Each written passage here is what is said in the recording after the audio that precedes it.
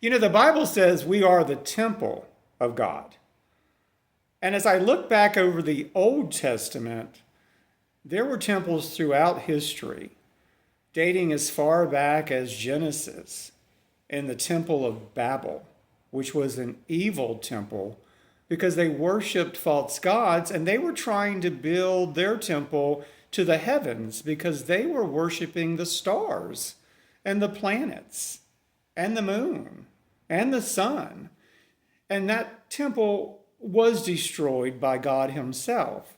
And then, as you know from the biblical story, people were scattered throughout the world and their language was separated into different languages because at that time they all spoke the same language. So God kind of took care of that.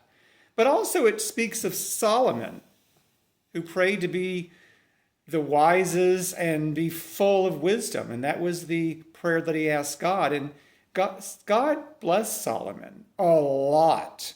Solomon built a temple because his father, Solomon's father, David, wanted to build a temple for God, but God told David that his son Solomon would be the heir to the throne, and Solomon would be indeed tagged to build the throne of God, the temple of God. And it was a beautiful temple, but it was destroyed.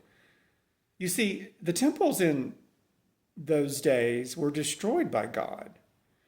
And when Jesus came and was sacrificed on a cross, he said the temple would be torn down and the temple would be rebuilt within 3 days. And everyone thought he was crazy. Well, it does sound far-fetched if you're thinking of a building or a temple or a structure.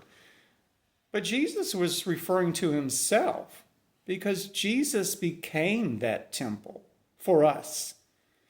And when you declare that Jesus is your salvation and is the Son of God, and you, as the old timers would say, you're saved, and Jesus comes to live in your heart, well, your body becomes the temple of God because now God lives within you and in your spirit.